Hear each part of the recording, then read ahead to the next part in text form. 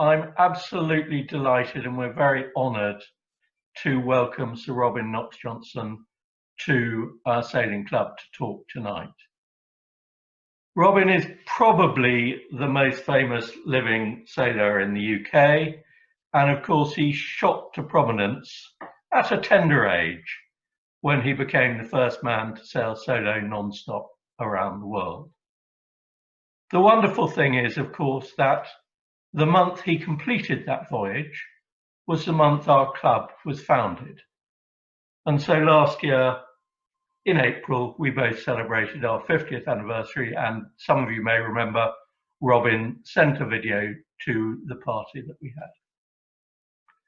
But without further ado, I will hand you over to Robin, who will talk for a while and we'll ask him some questions when they come through. Robin.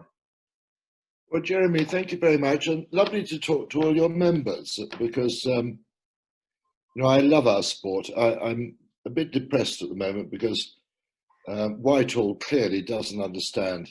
I mean, it's got what I call sea blindness. So I can take my boat out for the day, but I can't anchor myself somewhere safe and sleep on board because I might get virus because of it. I don't think Whitehall understands when we anchor, we actually give ourselves swinging room to keep clear of other people. But hopefully at some point, in the next decade, they might sort of get round to understanding it, which is very frustrating. I spent a very happy day working on my boat, in fact, getting Suhaili ready to go out and just to potter, just to let the water pass around her and under her keel, because, bless her, I mean, I laid her keel in 1963 in Bombay, and then we sailed back from India with my brother and a friend. First trip was to Muscat, I think about 1,100 miles. Had a few problems on the way because the builder had forgotten to put floors up forward, so we had a bit of leaking. And we bailed for about 30 hours, and at the end of which we collapsed asleep. And I awoke to find the water lapping my ear in the bunk and realized we need to get up and bail out. Anyway, we got there, we got to Muscat, we sorted that problem out. We then sailed down to Salalah, which then was just an anchorage. And chap I'd known when I was in the Merchant Navy, we had a ship blown up in 1961 called the Dara, 238 killed. And it was the communists. And after that, they decided we young chaps would do security, which was totally ridiculous. We hadn't a clue. So then they recruited ex-Palestine policemen who were as hard as nails, but a lovely bunch. And one of them was working for the Sultan of Muscat in Salalah. He said, come and say hello. So I did. And we went in and anchored. They took us ashore in a surf boat. Now, these boats are sewn together. And these lovely Arabs rowing us ashore, excuse me, let me just deal with this. Darling, I'll have to come back to you. I'm talking to the Draycote Sailing Club. Okay, no problem. All right. Okay, okay, bye. Bye.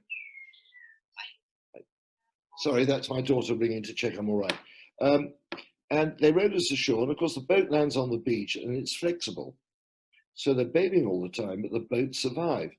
Anyway, we went ashore and we found Stan, and we went out in the Land Rover with sandbags on the bottom because of mines. Had a wonderful day. Went back to the boat to sail down to Mombasa, but found the bobstay broken, so we waited another day. Sailed from Mombasa, and 17 days later we arrived in Mombasa. And I hauled her out there just to do some work. And then we went down the coast going Zanzibar, Dar es Salaam, Mtwara, Mikandani, Mtwara, Lorenzo Marx then, now called Maputo. And in Durban, we ran out of money. So we didn't have enough money to buy food. So we all took jobs. So my brother got a job with New Zealand Insurance because he worked at Lloyd's. Heinz got a job as a Sparks on the ship because he was a radio operator. And I got a job as captain of a little coaster going up and down the coast. So I left Durban and went up to Lorenzo Marx or Barra with cargo and came back. And of course, we were able to earn some money. And during that time, it's a really interesting time, actually, because during that time, the president of South Africa was murdered. And Chris and I were on the boat, my brother and I were on the boat, and we were alongside a dry dock. We got hauled out to do some work. And, nothing happened. The police came round, as usual. There was a white policeman with his black associate. And, we always used to make them coffee. And we always used to say to them, come on board.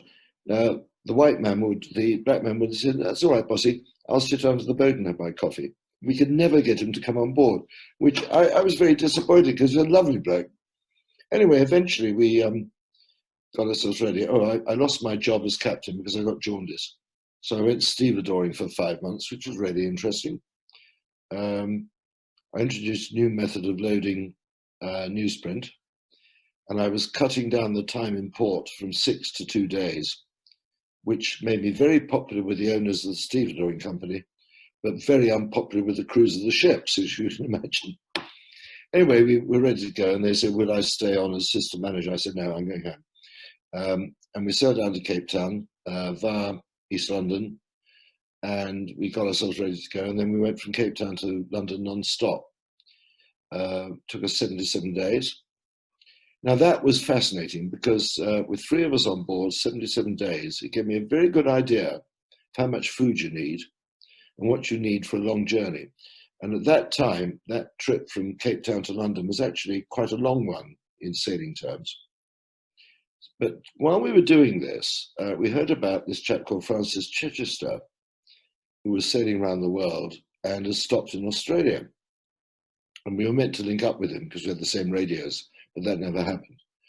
And I got home, went back to sea. I was first officer on the liner called the Kenya, and having a great time. And I suddenly thought there's one thing left to be done, and that is to go around the world non-stop.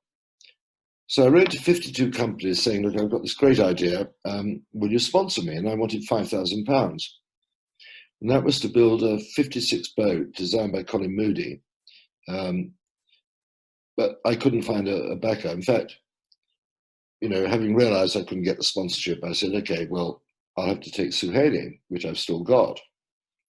And I went to my employers, the British India Company, and said, look, I'm going to do this. And they said, listen, you've had enough time off sailing.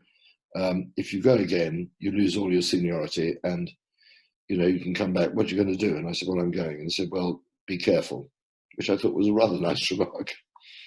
Anyway, it wasn't totally without sponsorship because I wrote to various firms saying, can you support me? And Cadbury sent me a £5 voucher, and Tennant's, much more usefully, sent me 120 cans of beer. And so there I was with an overdraft, and I didn't tell the bank what I was about to do with their security. And about December, I was writing a book about my first voyage back from India, which I still haven't finished. And I rang my literary agent and said, look, I'm not going to finish this book. And he said, why not? I said, because I want to go and beat Chichester. And he said, what are you doing for money? I said, well, I'll rob a bank, but I'm going. He said, leave it to me. And I went into the Navy as a reservist in January on a frigate called HMS Duncan, and as a watchkeeper, and later on as communications officer.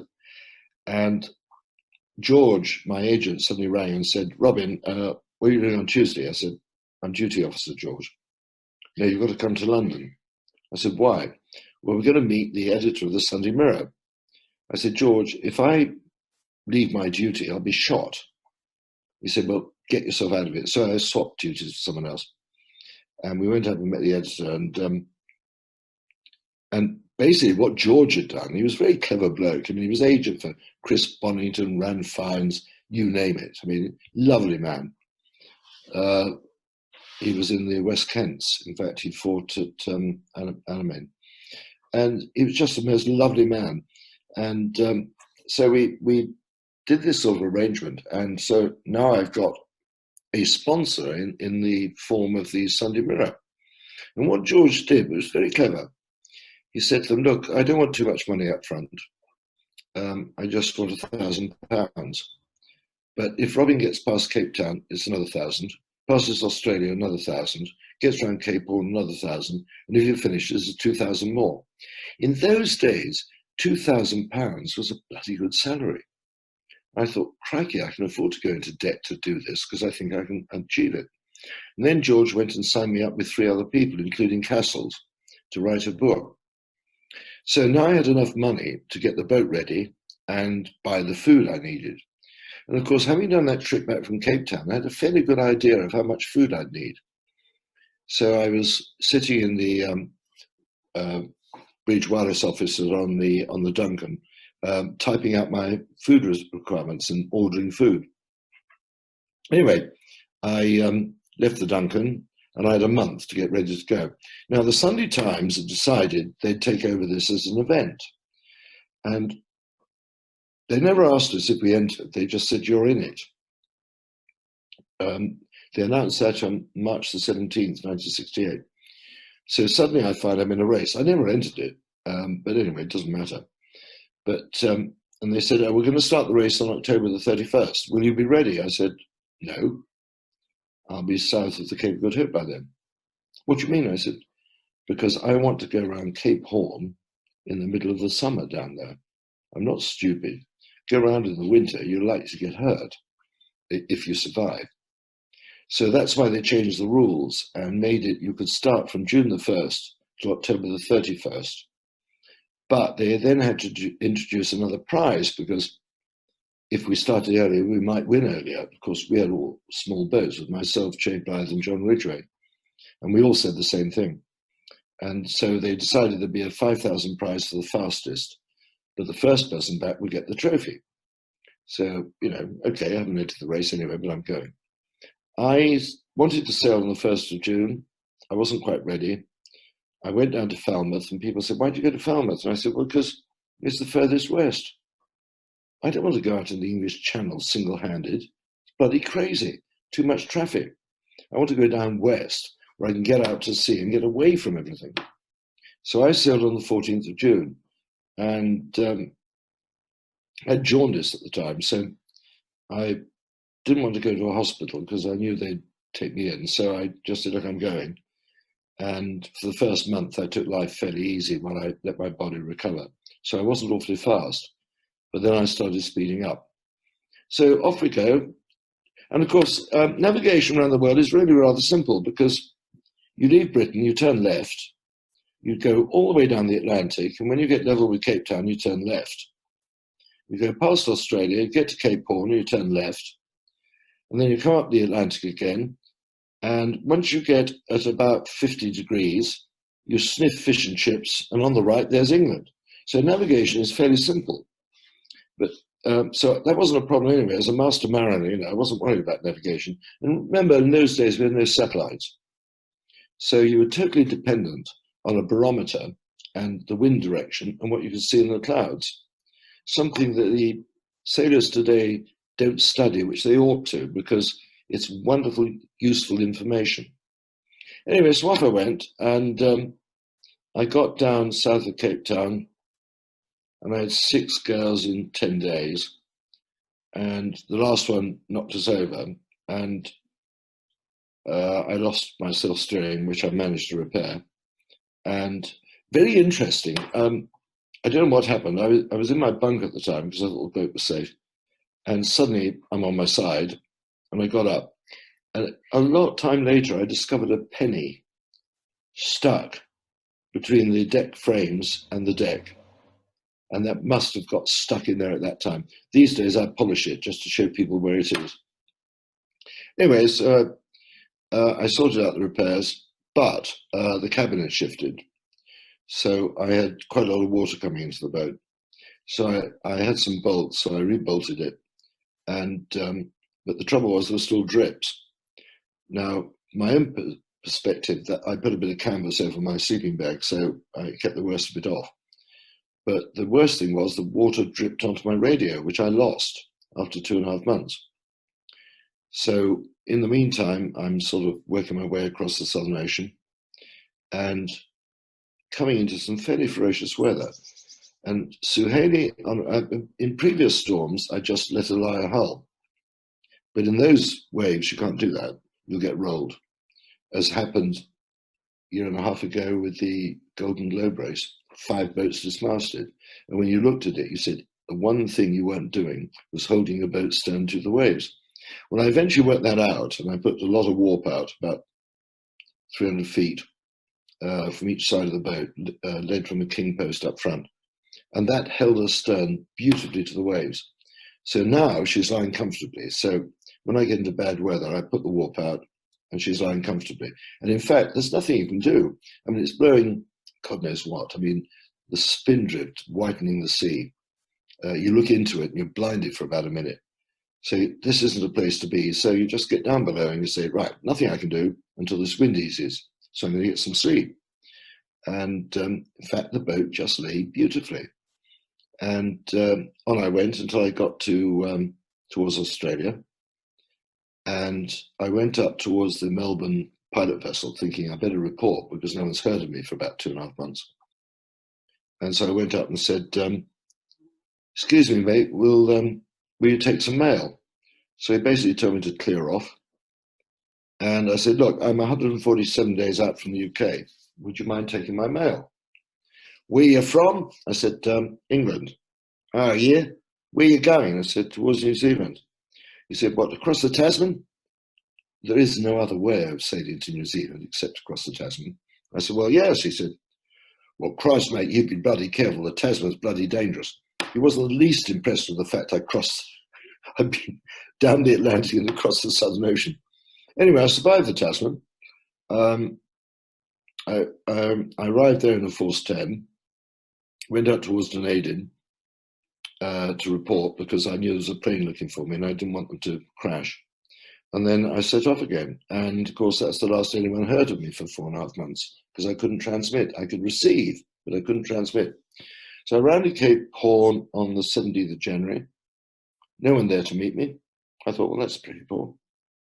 Everyone else has been met by the Navy. Why aren't they here to meet me? And of course, the answer was they didn't know where I was. And I turned up the Atlantic, just north of the equator. I got terrible pains in my stomach. And I was sitting up there and I looked it up in the ship's captain's medical guide. And either I was pregnant or I got appendicitis. And I thought, oh, crikey, I'm not going to live. Anyway, a ship came past and I called him up with my oldest lamp. No answer. I lit a flare, no answer. I set on a distress rocket and it just disappeared. I thought, that might be the last time I see a fellow human. Anyway, carried on, got off the Azores, and I ran into a load of ships. I called up 18 ships with the order slam that day. And eventually a ship responded about 7 in the evening. It was Easter Saturday. And I called him up. It was British. And we swapped names, don't lack me. Where I said MIK, which means please report me to Lloyd's. He said R, received. ETA and where? I said Falmouth, 2 weeks. R, reported. I thought, oh, fantastic. That was 7:20 on Easter Saturday. And I listened to the BBC on my receiver the next morning. There was nothing on it. So I thought, well, he hasn't reported me or no one's interested. Someone else has won. In fact, 90 minutes after I finished signaling him, Lloyd's rang my family and my brother answered the phone to say I'd been sighted after 4.5 months. And the Sunday Times published a sort of obituary. I was a bit disappointed in it, really. I could have written a much better one. But anyway, they published it. So Easter Saturday, I get reported. Now, a lovely story. There was a mission seaman padre in Falmouth called David Roberts, a Welshman. Lovely guy. And he heard the news. And he was making he was getting up in the pulpit to make a sermon that day. And he said, have you heard the news? Oh, he's Welsh, did I tell you? He said, have you heard the news? He said, Robin's been sighted. Most appropriate on the day of the resurrection. And you can't invent these stories. Anyway, I staggered on. And I dodged the fishing fleet off the Scillies. And then I could start hearing ships looking for me. And so I thought, well, I had been reported. And it was a question of you know, trying to talk to them, but I couldn't transmit. I mean, with this time I got a nail in the fuse to try and make the damn transmitter work. So I eventually, 22nd of April, I got round the Lizard and was heading up, and they came over and said, "What time are you going to finish, Robin?" And I said, "Well, about 9 o'clock." They said, "Do you mind slowing up?" I said, "What are you talking about? I've been at sea for 312 days. All I want is a pint of beer, a steak, because I had nothing to chew for 312 days, and a bath." They said, "Robin, will you please slow up?" I said, "Why?" They said, "Well, because the Mayor and Mayoress are coming out to meet you, and the Mayoress has got a hair appointment at 9 o'clock. So would you mind slowing up?" So I slowed up, the wind changed, and I didn't finish till 3:20 in the afternoon, which time the poor dear's hairstyle was ruined anyway. So I crossed the finish line, and of course I had no engine, that disappeared after about 6 weeks. And everyone's saying, you know, this, that, and the other. And I'm saying, "Where am I going to berth?" And they said, "Oh no, you're coming." I said, "Where am I going to berth? Don't you understand? I'm worrying about my boat. Where am I going to tie her up? I haven't got an engine. If you're not going to tell me, I'm turning back out to sea because I'm safe there." Anyway, eventually they said, "Okay, we've got someone to tow you in and put you on a mooring." And that's what happened. So that really was it. If you want to know about the Southern Ocean, the Roaring Forties, well, frankly, it's a nasty, miserable place because it's very cold. Depressions come through all too frequently, bringing very strong westerlies. The only indication you get is the cloud and the barometer dropping. And on one occasion, I was up on deck between New Zealand and Cape Horn, and I was working, and I just saw this wave coming up. Must have been 27 meters, but the top was breaking. Now, in a big wave in the sea, the wave's going probably 2 or 3 knots, but the top is going about 20 knots. And if it's breaking, it's bloody dangerous. And I saw this thing coming towards me. I thought, Christ, I haven't got time to get below. I'm going to get washed off. So I climbed the mast to get out of the way, went up the rigging, and the wave broke over the boat and she disappeared. And for what seemed like hours, probably only a few seconds, there's me and 2 masts, me hanging onto a mast, and nothing in sight because the boat's underwater, and nothing in sight for 2,000 miles. So it's a bit late to worry about this. Problem is, of course, you can't press the button and change the channel. You're stuck with what you've let yourself in for. So that's about it, really. After that, of course, I kept on racing. Round Britain races, won a couple of them. Did the Whitbread, did the Velux, did the Jules Verne. Peter Blake and I are still the only non-French to have set the world record for that. That was in '94. Last time I raced was 2014, the Route de Rhum. It was another 200 miles and I'd been second. But I ran out of arena. So that was that. In between, I've done a few Sydney Hobarts and the China Sea race. And otherwise, I've cruised. Last year, for instance, I went up to Greenland, mainly to dive under icebergs, which were fantastic. Scoresby Sound, you can now get into it because of global warming. Absolutely unbelievable. It's absolutely beautiful. And of course, no one else there. Although a cruise liner came in when we were in this little village of 400 people. I think it rather ruined their PR to find a yacht sitting there. They were trying to say you're going to the wilderness and there's a British yacht sitting there at anchor. Well, that's bad luck. Anyway, so that's about it, really, Jeremy. Brilliant. Anyone's got Robin, questions, I'll answer. thank you very much indeed. I just, you know, the thing that strikes me about Robin's voyage is the fact that before he started, everyone said it wasn't possible. And he was the only person who completed this voyage. So if it hadn't been for him, it still wouldn't have been possible. And if you look at the repeat of that race 50 years later, I think 4, 5, 6 boats finish. Can't remember. 5. 5 out of 20. 18, I think. 18. So even 50 years later, it was still very hard. Now, I've got a few questions, Robin, and the first one, it isn't actually a question.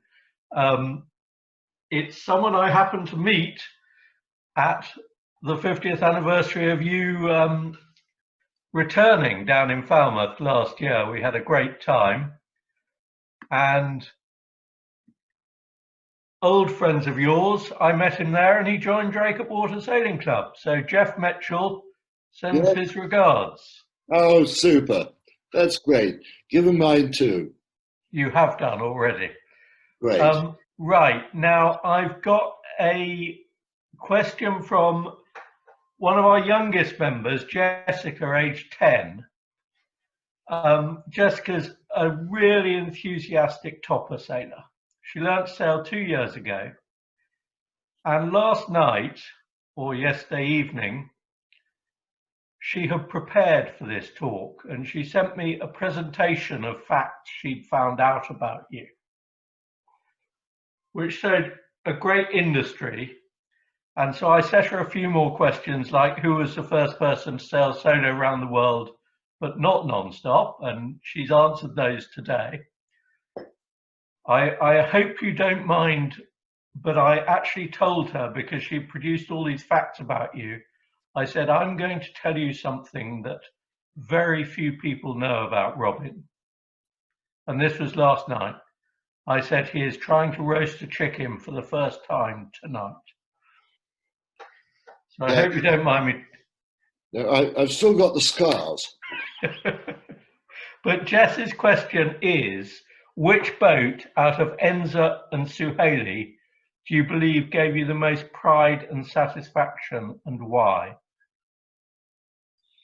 Well, Jessica, it has to be Suhaili, really.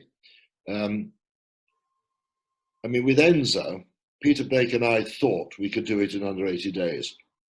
And we were right. But we got a lot of experience, and, you know, Peter and I had sailed a lot together anyway. So we're very good friends.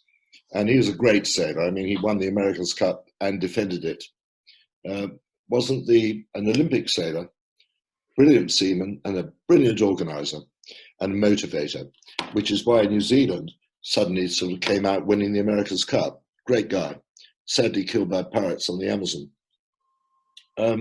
But I think it's got to be Suhaili, Jessica, much as I loved Enza, because when we went over to France to tell them about this, Peter and I were both on the committee of the Whitbread race. And we were walking away, and he said, heard about the Jules Verne? I said, yes, I have. I said, you think you're doing it? He said, yep. He said, I've got far to design me a monohull with great weights on either side. I said, well, I was thinking of doing it. And what were you going to use? I said, the biggest bloody catamaran I can find. He said, how are you getting on? I said, not very well. He said, why don't we team up? So we did. And in 6 weeks, we'd signed up the sponsor, the New Zealand Appleton Pear Marketing Board. And I slipped quietly over to the States to look at the catamaran we wanted. And unfortunately, I ran into a friend, an American, who said, what are you doing here, Robin? I said, oh, just looking at a boat for a friend. You know. But we didn't want people to know we were interested because they'd put the price up. Anyway, but I think, although Enza was a fabulous trip, I mean, we had a fabulous crew, really good people. But really, I think it's got to be Suhaili, because it was very interesting. I was in the Navy, obviously, and I got my boat over at Suter's Yard in Cowes, having some work done. I was putting on the self-steering stuff. And this chap in a blazer and tie came up and said, you this Johnny who thinks he's going to sail non-stop round the world? And I said, well, I'm going to try. He said, well, it can't be done in any case you couldn't do it. I thought, what a stupid remark. You don't know me. You've never stepped into the ring when the bell goes to fight me. And I was a very good boxer. You haven't a clue what I'm like. And I thought, what a stupid remark. I said, you're not a school teacher, are you? And he said, no, certainly not. Why? I said, well, you'd be bloody depressing for your students. You can't say that. I said, I just effing have. And I never saw him again. But Brilliant. that was the attitude at the time. Everyone said, you know, it's not possible. Everyone, the only person who said, watch Knox-Johnston was the editor of Yachting World, Bernard Hayman, who said, look at what he's done. Everyone else looked at their friends in sailing and said, oh, Knox-Johnston, he doesn't count, he won't matter. And that made it impossible for me to get a sponsor because they were saying it publicly. Well, it didn't matter because I didn't have responsibility for a sponsor. But Bernard Hayman said, watch Knox-Johnston, look at what he's done. He knows his boat, he built it, he's sailed it 20,000 miles, he's a master mariner, don't underestimate him.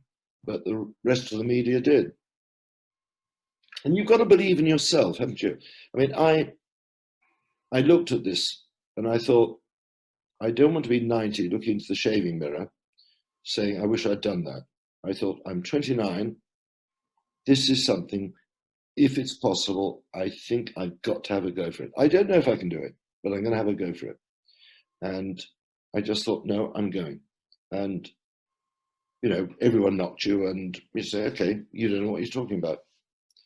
You're ignorant, you're not experienced. I'm far more experienced than you are. The only one who got my experience in that event, 2009, was Matessier. But people didn't realize how much experience I got. And I'm not going to boast about it, you know, I'm just saying, hey, I'm going. If you don't want to believe me, that's your problem. Well, Jessica, I think you've got your answer there, and I suspect, knowing you, it will inspire you somewhat. Right, another question from a family members of the club, 3 generations members of the club, and since we've been going for 50 years, that's pretty good going. The Bine family. And their question is, looking back through your sailing experiences, what is the most amusing moment that nearly didn't go well? Oh dear, I need a bit of notice of that, Jeremy.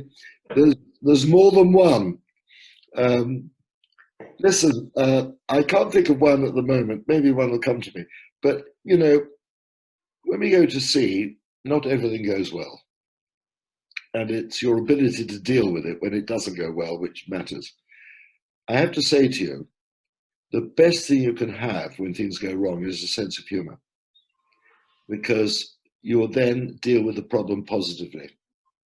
If you sit there and say, oh, we're doomed, you are doomed. Because if you crack a joke, suddenly the crew are laughing, and now you've got everyone working for you. Or if you're on your own, you just have to look on the bright side. You have to think of something funny. So, oh gosh, particular incident. I'm thinking about the occasion on the Round the Britain race when you took out a spectator when you were turning around the boat with Bob Fisher. Do you remember that one? Oh, Bob and I had such fun. I don't remember taking anyone. We had to qualify, and the rules by the Royal Western weren't totally clear. And Bob and I looked at them, and they said, basically, you've got to go to sea for 48 hours or do 400 miles. And we had his boat, Barracuda, which was the heroine of the TV series. We said, well, we've got to do 48 hours. So we left Leamington, went round the Needles, went around the back of the Isle of Wight, got into, Bay, and anchored. Had a drink of rum, made a curry, and went to sleep. Got up in the morning, the wind had changed. We thought, we'd better move.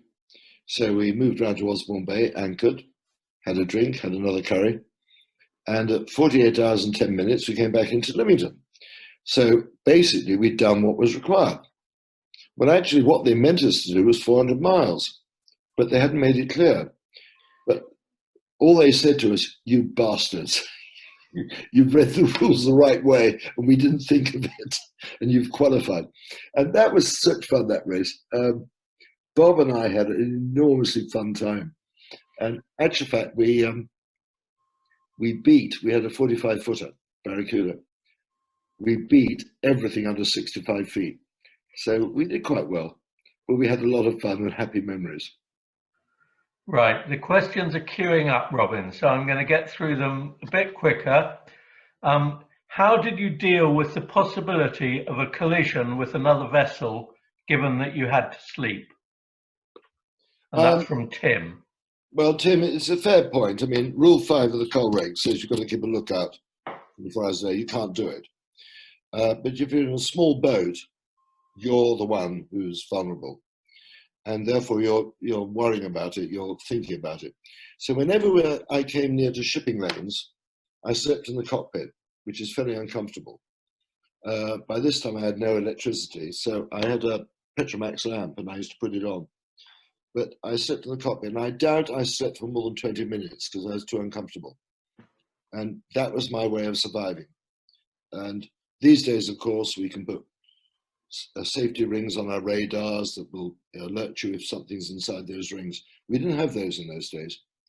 But, obviously I want to live. I don't want to be run down. So I used to sleep in the cockpit. And, sometimes it was quite wet and cold, but hey, I want to live. So that's what I did. Brilliant. Right, from Simon Arkle. Robin, thank you for talking tonight. It's a real treat to hear you speak firsthand about your sailing so long ago. What is your view on the current trend of moving the single-handed sailing towards foiling? Does that improve the sport or not?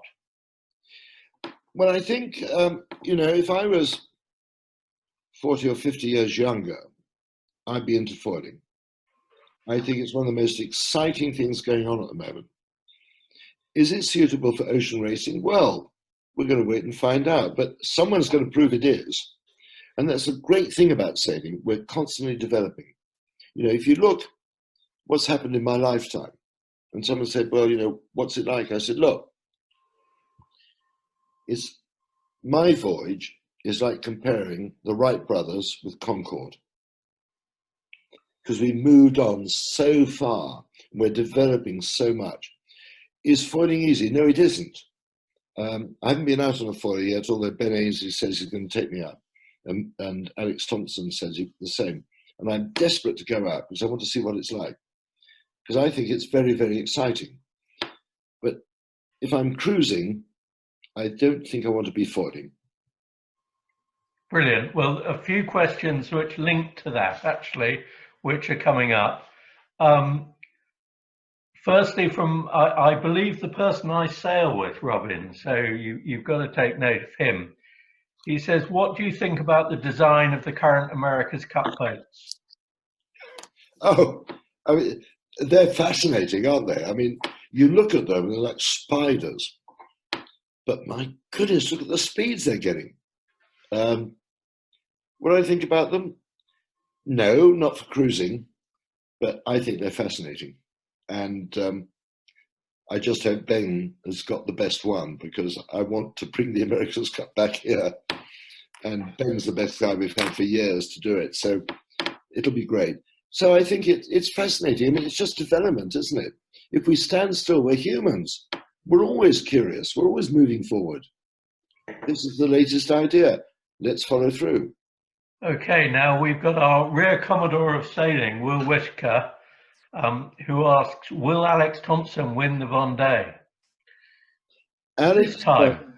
Alex used to work for me, and in fact, he came to Greenland with me as my mate. In 1998. I have a lot of time for Alex. He's technically an extremely good sailor. His mistake in the past has been to push too hard when it was time to ease up. But that's Alex's nature. He is very aggressive and he wants to win. But I think the last race showed us, if he hadn't lost one of his foils, he'd have won that race. And it was that determination, that attitude, that got him into second place. Will he win next time? How do we know? I'd love to see him win there.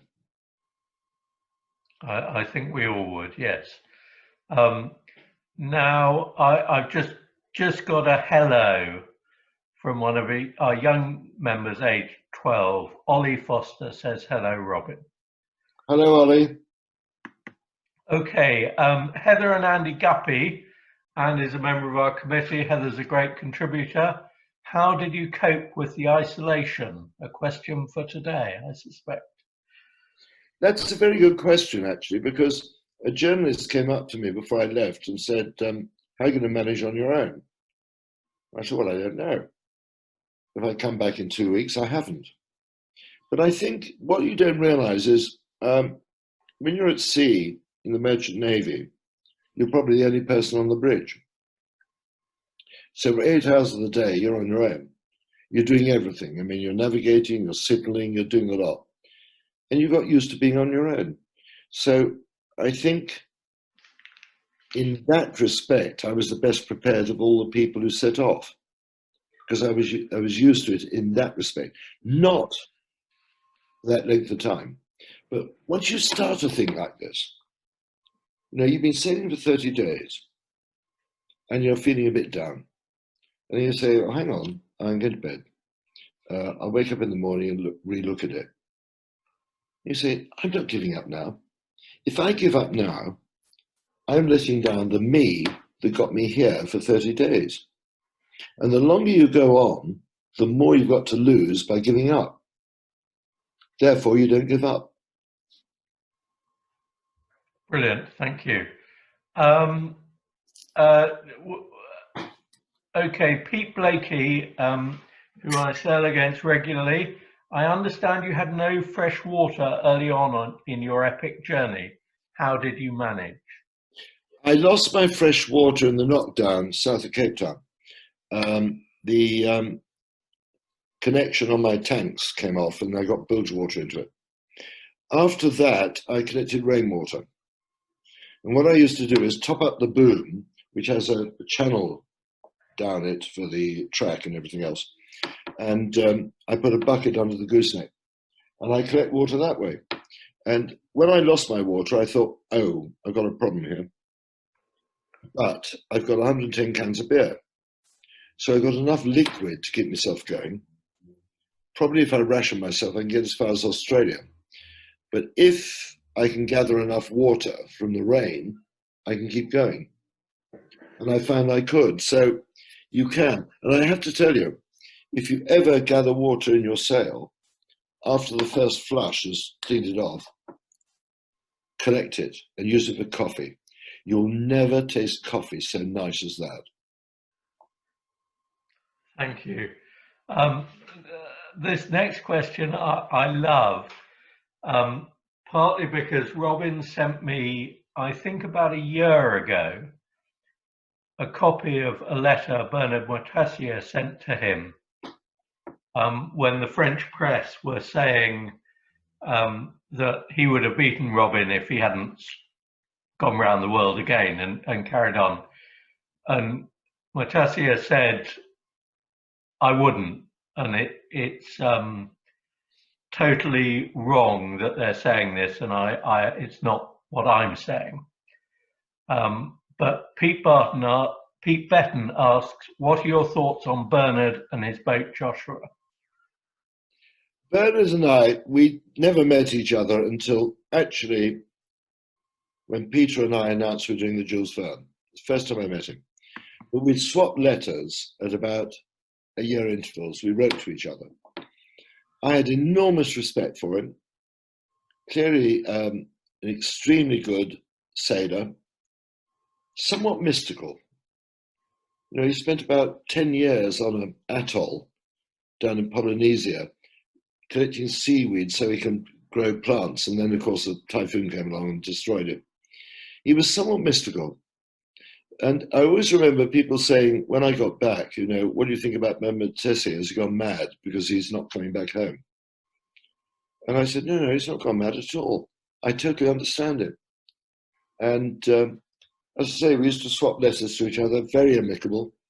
An American magazine said something which was derogatory, and Bernard waded in. He said, no, you can't say that about Robin. And so we kept this very friendly relationship going. And I did have a great deal of respect for him. Okay, I've got a question from an ex-committee member here at Draycote, Tom Vian. when you cruise, and he puts those words in inverted commas, and I know Robin and cruising won't be, he'll still be racing someone. But when you cruise in inverted commas, do you use plotters and electronic mapping, or are you more comfortable still to use sextants and charts? A bit of both, frankly. I haven't used my sextant for a while, but it's time I did. I've got a plotter, but I always carry charts. I like to keep tabs on what's going on. I don't always trust the plotter. It depends on the satellite. Give an example. Coming to Scoresby Sound, we ran into very, you couldn't even see the bow of the boat. And it's very steep-sided there. So you'll be within 10 feet before you hit it. And I'm relying totally on the plotter, and I'm thinking, I've got nothing else. I've got obviously GPS and everything else, and it seems to be tying up. I think we'll just head a couple of miles further out, just to play safe. Now, the interesting thing, the fascinating thing was, we got round the corner, and suddenly it was like coming through a curtain. We got visibility of 50 feet, and we came through this wall, and suddenly we can see 80 miles. Unbelievable. I mean, it's what happens up there, of course. Absolutely fascinating. But I have a plotter, but I like to check it. I like to compare it with something else. Last time I used a sextant, I remember it was going up to Greenham with Chris Bonington. We were going climbing, and I had this very sharp young trainee lawyer. He said, "Well, how accurate is the sextant, Robin?" I said, "Very accurate." I said, "Very accurate." He said, "Well, why don't you get noon latitude and see how it compares?" I said, "Okay." And I thought, well, I'll come down and I'll check the GPS. Because I came down, the little bugger had put his hand over the GPS, so I couldn't see it. So I worked out our latitude. And he said, "Oh, you're 400 yards out." I said, "Oh, GPS is getting better then." Okay, I have, sorry everyone, I'm being biased to the person I sail with, and I suspect this is a slightly loaded question. This is the person I sail with, Robin. He says, what advice does Robin have for a sailing team to achieve great communication? Signals. Because you can't always communicate on a boat in bad weather. You have to have signals. You also have to have systems that everyone understands. Part of my clipper training is that. No one's allowed to do clipper training, do the race unless they've done the training. They have to understand the systems we use. But at times when it's blowing a hoodie and you can't communicate, you need signals. So you have to work out with your crew signals that everyone understands. Because if you don't, there'll be misunderstandings. Now, the other thing to do is to make sure all your crew have done all the jobs around the boat. Because then they understand better what the other guy is trying to say to them. So if you talk about training, everyone has to do every job, and everyone has to understand, therefore, what that chap up front is saying when you're in the cockpit controlling a line or something. They need to be able to understand what that bloke wants. Robin, I'm very disappointed with that answer, because that means I've got to try going on the trapeze in our dinghy, which will be a bit amusing.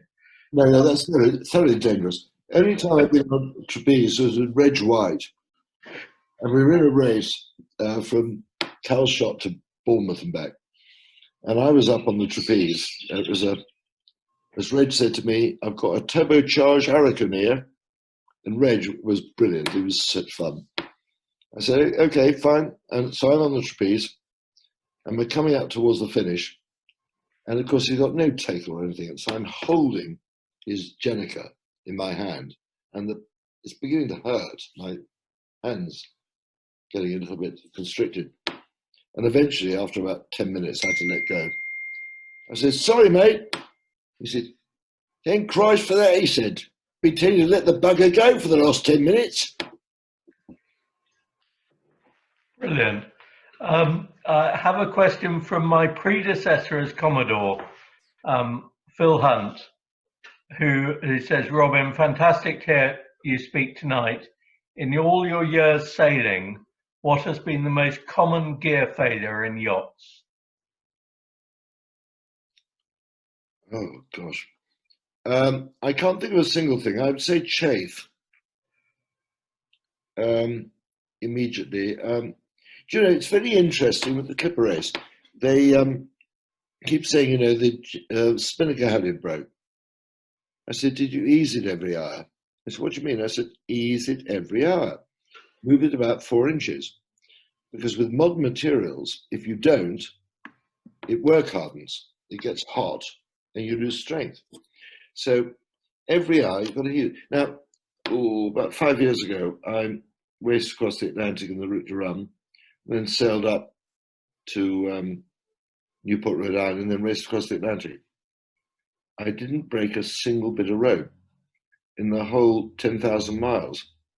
But I made sure that every time we had the spinnaker up, we eased every hour, we just eased it or hauled it in. So we shifted the point around the sheave where it gets hot and therefore it plasticizes. So if you don't do that, you're going to lose your halyards. Okay, I've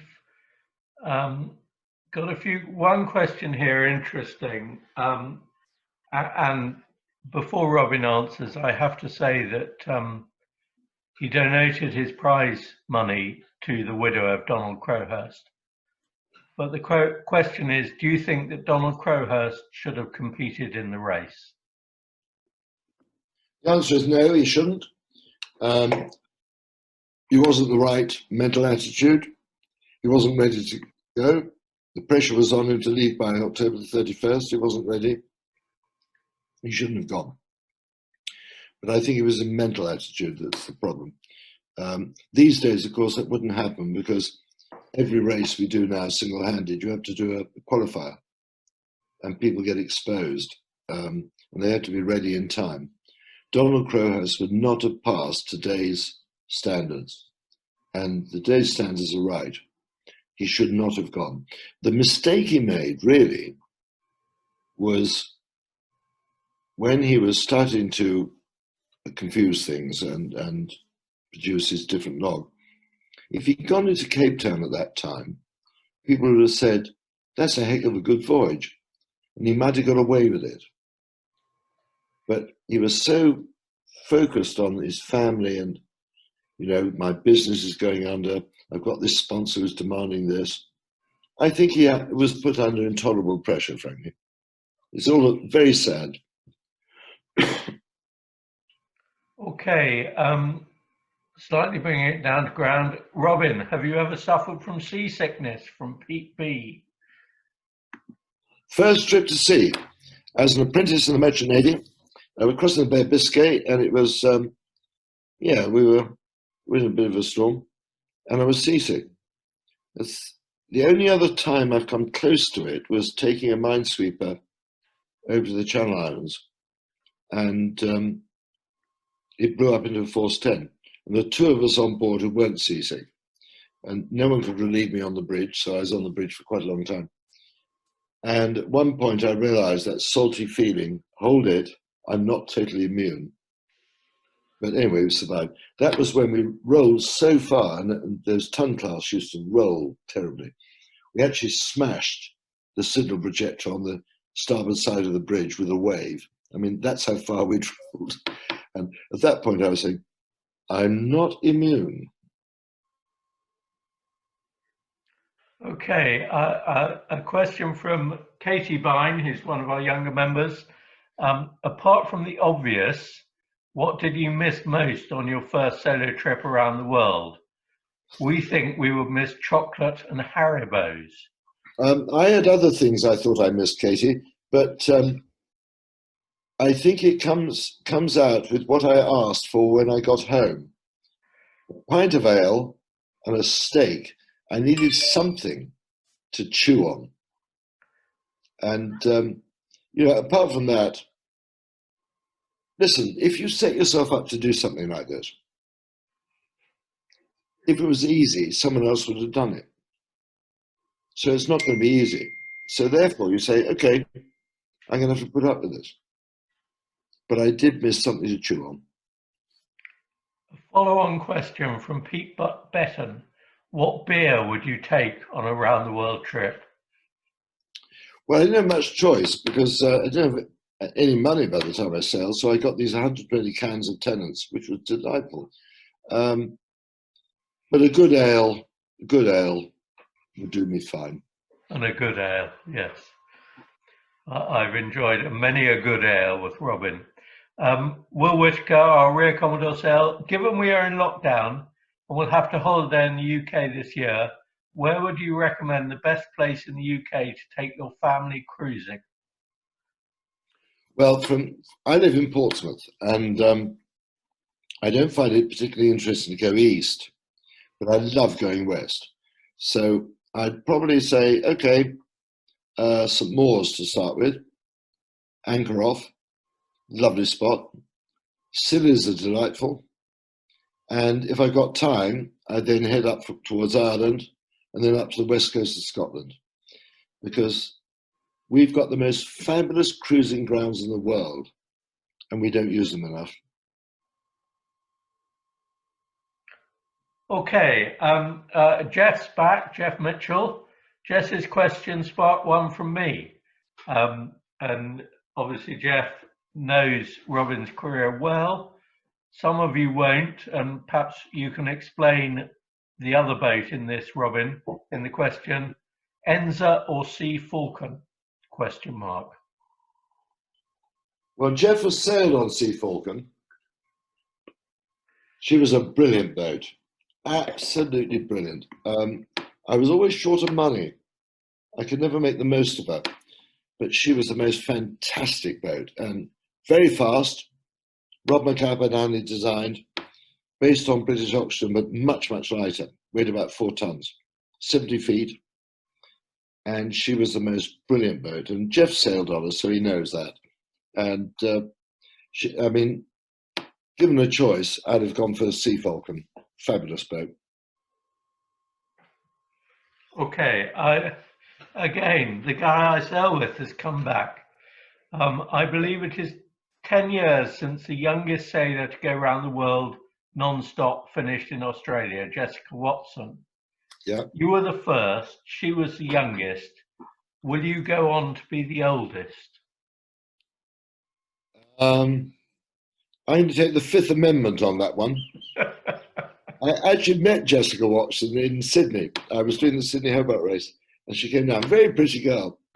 And I was full of admiration for her, really, because there was a lot of criticism of her, but actually she did a damn fine job. So will I be the eldest? Well, I've got a lovely Japanese friend, Minoru Saito. He went round at age 78. Jean-Luc van der Heijden went round 2 years ago. He's about the same age, 75, 76. You know something? Do you know, I'd rather go exploring Greenland. Once you've done something and no one else can be first. And that is, they can be fastest, but fastest continually goes. But no one else can be first. And that is what Robin has done. I'm looking at the other questions, and by and large, I feel we have covered them through the questions we've asked. There are about 4 or 5 more, but I think we've covered them.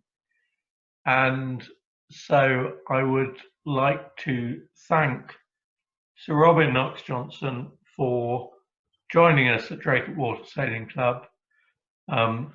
Robin's an old mate of mine. We've known each other for far too long really, but it is wonderful to have him here, and it is a real honour for the club. I'm trying to work out, now sat in the seat that his computer is at a number of times, but Robin had no slides, and when we reach a certain age, which I have reached, technical problems do arise. But behind Robin is a picture of Suhaili in Greenland, and I'm trying to work out whether the other is in the Southern Ocean.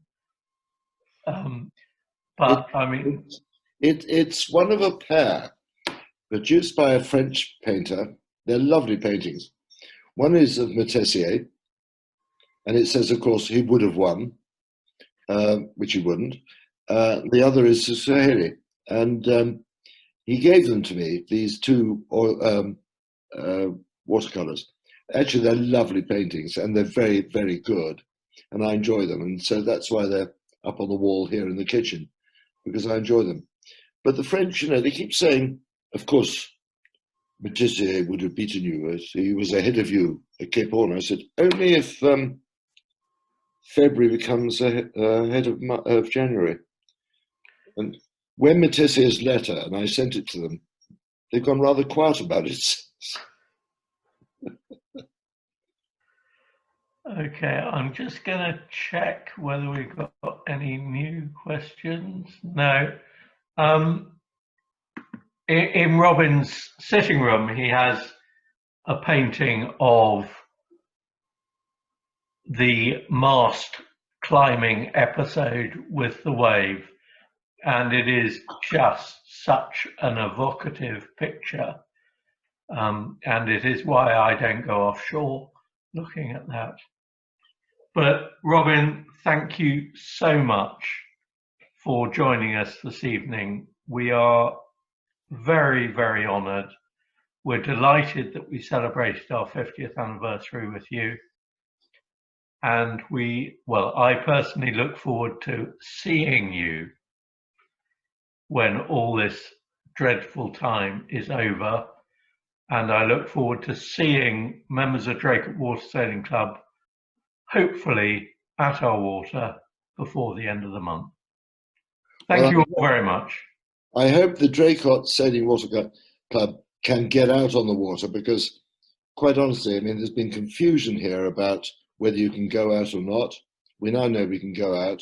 We can't stay out overnight, which is silly, but get out on the water as soon as you can. Get back to enjoying it.